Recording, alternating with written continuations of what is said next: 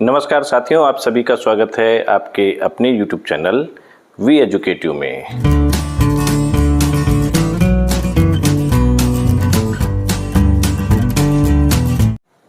देश की वित्त मंत्री श्रीमती निर्मला सीतारमण जी के द्वारा आज बजट पेश कर दिया गया है। तो इस बजट में क्या है खास, ओल्ड पेंशन स्कीम से रिलेटेड या फिर एनपीएस में हुआ है कुछ सुधार, तो जानेंगे इस वीडियो में। कृपया वीडियो में अंत तक बने रहे। वीडियो पसंद आए तो वीडियो को लाइक एवं शेयर अवश्य कीजिए तथा चैनल को सब्सक्राइब करना बिल्कुल ना भूलिएगा, क्योंकि देश भर के शिक्षक एवं कर्मचारियों का अपना ही चैनल है और समय समय पर इस चैनल के माध्यम से हम आपको ओल्ड पेंशन स्कीम से रिलेटेड महत्वपूर्ण अपडेट देने का प्रयास करते रहते हैं। तो चलिए वीडियो स्टार्ट करते हैं।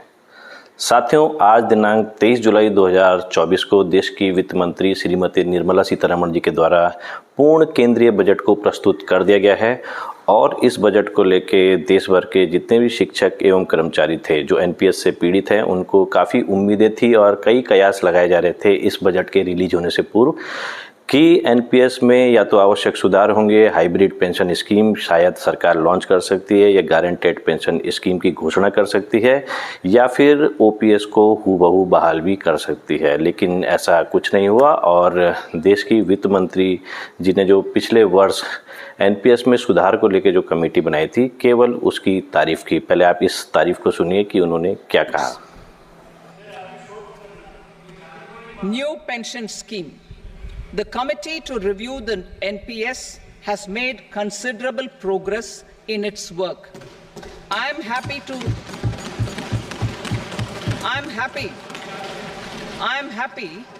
that the staff side of the National Council of the Joint Consultative Machinery for Central Government Employees has taken a constructive approach.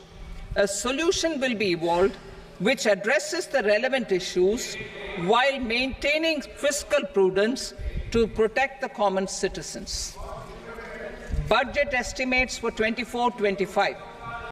तो साथियों, आपने देखा कि वित्त मंत्री महोदया ने किस प्रकार से जो एनपीएस की कमेटी गठित हुई थी पिछले साल, उसकी केवल तारीफ की, उसकी प्रगति रिपोर्ट की तारीफ की। तो इसका मतलब साफ साफ है कि फिलहाल केंद्र सरकार ओल्ड पेंशन स्कीम में किसी भी प्रकार का कोई विचार नहीं कर रही है। हमारी प्रमुख मांग भी वैसे यही थी कि एनपीएस में सुधार ना किए जाए, हमें हूबहू ओल्ड पेंशन स्कीम ही दी जाए। तो साथियों, ये देखने वाली बात होगी कि आने वाले भविष्य की गर्त में क्या छिपा है। लेकिन फिलहाल की वर्तमान स्थिति को देखते हुए और खास करके जो पैरामिलिट्री फोर्सेस थे, अर्धसैनिक बल थे, उनके लिए दिल्ली हाई कोर्ट का डिसीजन आया था कि उनको ओल्ड पेंशन स्कीम हूबहू उनको आच्छादित किया जाए। तो इसमें भी केंद्र सरकार ने सुप्रीम कोर्ट से कुछ समय मांगा था, 12-14 हफ्तों का। वो समय भी बीत गया है, लेकिन उसका क्या हुआ है, उस निर्णय का अभी तक इसका कोई भी पता नहीं चल पा रहा है। तो इस मंशा से साफ जाहिर होता है कि केंद्र सरकार देश भर के शिक्षक एवं कर्मचारियों को ओल्ड पेंशन स्कीम देने पर बिल्कुल भी विचार करने में सहमत नहीं है, चाहे वो अर्धसैनिक बल ही क्यों ना हो। तो अब आगे देखने वाली बात ये होगी कि हमारे देश के जितने भी शिक्षक एवं कर्मचारी हों, वो इस आंदोलन को किस प्रकार से आगे बढ़ाते हैं।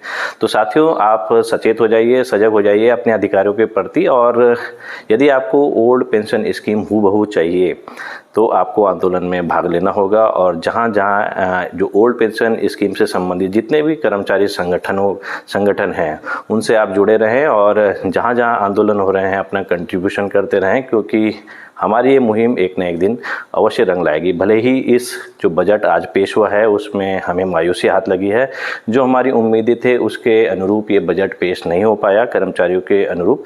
और इसमें एक संशोधन और कर दिया गया है केंद्र सरकार के द्वारा, जो अभी सुनने में आ रहा है कि जो एम्प्लॉय का कंट्रीब्यूशन पहले बेसिक प्लस डीए का 10% होता था, उसको बढ़ाकर 14% कर दिया गया है। तो हमने ये मांग की ही नहीं थी, लेकिन इसको केंद्र सरकार ने ज़बरदस्ती और थोप दिया है।